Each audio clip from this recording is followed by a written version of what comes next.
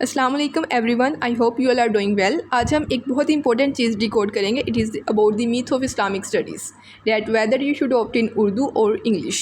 Most of the aspirants ये कहते हैं कि हमें ये इशू है, हमें ये मसला होता है कि हम ये जब सोचते हैं कि इसको उर्दू में करना है या फिर इंग्लिश में करना है। तो इसको आज हम देखेंगे कि किस लैंग्वेज में करना चाहिए। सबसे पहले एक सवाल आपसे है, आप कमेंट में इसका आंसर दें कि आपने पिछले जो जितने भी ईयर्स हैं आपकी एजुकेशन के, आपने कभी इस्लामिक स्टडीज़ इंग्लिश में पढ़ी है अपने किसी भी पॉइंट पे? अगर पढ़ी है तो फिर आप इंग्लिश के लिए जा सकते हैं। बट अगर आपने कभी भी इस्लामिक स्टडीज़ इंग्लिश में नहीं पढ़ी या फिर आपका बीएस का भी अगर कोर्स था तो वो भी आपने इंग्लिश में तो पढ़ा है लेकिन उसको बहुत माइनर लेके चलें, तो फिर आप इसको उर्दू में कर सकते हैं। बट मसला क्या है इंग्लिश में? मसला क्या होगा इंग्लिश में? एक तो आपको इसकी एक्यूरेट ट्रांसलेशन चाहिए होगी।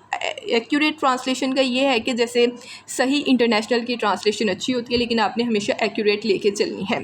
उर्दू में आप कोई भी ट्रांसलेशन ले जा सकते हैं और उसका जो ट्रांसलेशन का सोर्स है, अगर आप अरेबिक वर्सेस कोट कर रहे हैं तो वो भी आप मेंशन करें।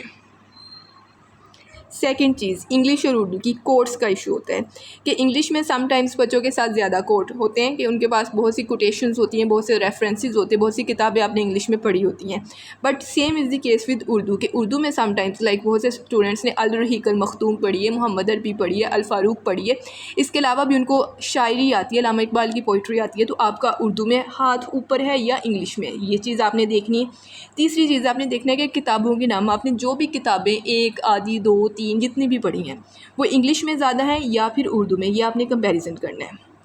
यानी अभी आप इस कंपैरिजन को ड्रा करें, पहले ट्रांसलेशन का, दूसरा कोट्स का, शायरी का, पोइट्री का, रेफरेंस का, थर्ड बुक्स का। बुक्स के नेम आपको इंग्लिश में ज़्यादा आते हैं या फिर उर्दू में आते हैं, जो भी आते हैं उसको लेके चले। Fourth cheese, importance of vocabulary. आप वोकेबलरी, इस्लामिक वोकेबलरी लेके चल सकते हैं कि नहीं, उसमें जो भी वर्ड्स हैं उनको अच्छे से ले जा सकते हैं, जो करेक्ट यूजेज ऑफ वर्ड्स होते हैं। उसके अलावा उसकी स्पेलिंग मिस्टेक्स तो नहीं हुई, ये चीज़ आपने देखनी है। और आखिरी चीज़, आपने अपना बैकग्राउंड देखना है कि आपका जो बैकग्राउंड है whether it is in English और उर्दू, जो भी है आपने उसको लेके चलना है, ठीक है। तो ये कोई भी मिथ नहीं है कि अगर आप इस्लामिक स्टडीज़ इंग्लिश में रखते हैं तो आप फ़ेल हो जाएंगे, आप उर्दू में रखते हैं तो आप फ़ेल हो जाएंगे। इंग्लिश में कम मार्क्स आते हैं, उर्दू में कम मार्क्स आते हैं, दोनों में ही अच्छे मार्क्स आ जाते हैं। ये कोई भी इस तरह की ट्रेंड है इन इस्लामिक स्टडीज़। तो इस्लामिक ट्रेंड होता है यही कि या तो आपको ट्रेंड में ये होता है कि एक सब्जेक्ट बहुत स्कोरिंग है, एक लेस स्कोरिंग है, सिर्फ ये ट्रेंड होता है।